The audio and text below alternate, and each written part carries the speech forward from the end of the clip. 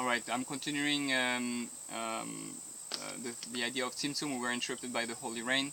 So I was saying the world was only with God. There was no world. There was only God. And when God created the world, He needed to create a darkness. What darkness? The concealment of God's ultimate immanence. God had to allow us to have free choice, and He had to conceal Himself for us to be able to function as a human being with free will. So He created a space, and kind of empty space, so to speak, where we are. This is basically our world. The dark part is our world, and what it means is that each one of us is one of those black dots, and each one of us is in charge of bringing back that black dot into white, right? And there are many ways to do it. God gave the Jews the Torah in order to do it. So when we do mitzvot, when we pray, when we are aware of God, it's our way of bringing that symptom, that concealment of God, back to white, and revealing that God is really everything. God is in the chair, God is in the trees, God is as much down here than up there, and this is what the TZITZUM created, that concealment that God is really everywhere. Otherwise we will not have been able to have free choice and choose to go through our world by fixing it and bringing His revelation. And this is interesting, but this is the job of the Jews. The job of the Jews is to show the world that whatever looks like darkness, what looks like a TZITZUM, a concealment, is really no TZITZUM. God is here everywhere all the time. The world is intelligent because God gives its energy and intelligence. The sun shines only because God allows the sun to shine at that very moment. And if the only thing that is not God, the only thing really that makes that place dark is our brain.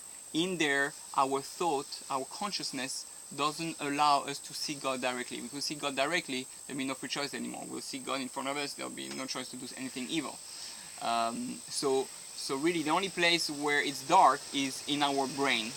Even animals, even chairs, even the table are more aware of God than us, so to speak. They don't deny God at all. The only place where we deny God is here.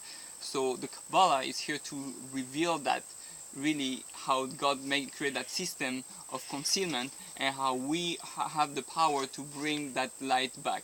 So how to bring that light back to the world. So what I said, that line here that is called the Kav Yashar, the straight line, represents the Torah, that place in the darkness where we can reconnect and draw light from, to bring back the revelation that of God, that God is everywhere in the world.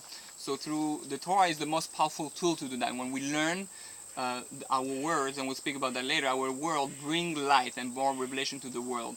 When we do mitzvot, the commandments, the 613 commandments, it allows us also to bring back more light to the world. It awakens people's mind, so to speak. And the job of the Jews is to awaken everybody, so that everybody becomes aware of that. Yeah, and I think in terms of TZITZUM, this is the most important for now. Another thing I can add is that that idea, the TZITZUM that we saw before. Here you have the name of God, Yud and Hey and Vav and Hey, which is the holy name of God, one of the holiest. And basically what it means is that this when you understand the name of God, you understand basically the whole system, how God created a world from light and created darkness. That's what we say every morning in our prayers. We say, Baruch atah Hashem yotzer or vechoshech. Blessed are you, God, who formed light and created darkness. The light was there. God just formed it in different ways. But the darkness, that's the real creation, the concealment of God. That's what God really created at the beginning. Later we're going to see, we're going to speak about the Sfirot, Basically, this is still the picture of the TZITZUM, but with different degrees of darkness. Our sphirot, which we're going to explain later, are the different levels of concealment, the different worlds. It's the DNA of the world, are what enables us to go from a very dark place where we don't see God at all to a place where we see God more and more. We use the sphirot for that, but we'll explain later really what the sphirot are. Thank you.